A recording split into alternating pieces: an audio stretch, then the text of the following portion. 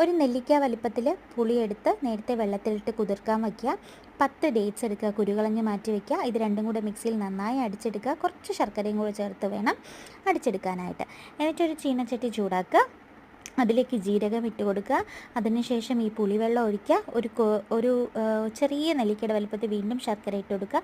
2 teaspoon പഞ്ചസാര ഇട്ട് കൊടുക്കുക. എന്നിട്ട് കുറച്ച് കായപ്പൊടിയും കൂടി ഇട്ട് നന്നായിട്ട് ഇളക്കി പേസ്റ്റ് കുഴമ്പ് രൂപത്തിലാക്കി എടുക്കുക. അതിനുശേഷം തേങ്ങ എടുത്ത് അതിൽ മുളക് പൊടി, മല്ലിപ്പൊടി, മസാലപ്പൊടി, പഞ്ചസാര, ഉപ്പ് ഇത്രയും ഇട്ട് നന്നായിട്ട് വറുത്ത് കോരി എടുക്കുക. ചപ്പാത്തി പരുവത്തിന് മാവ് കുഴച്ച് മാറ്റുക. എന്നിട്ട് ഇത് പരത്താൻ റെഡിയാവുക.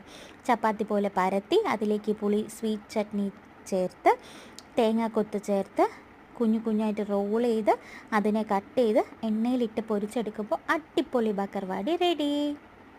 അപ്പോൾ കെട്ടിയോനും കൂടിയോണ്ട് എക്സ്ട്രാ ടേസ്റ്റ് ഉണ്ട് കേട്ടോ. ട്രൈ ചെയ്യണേ.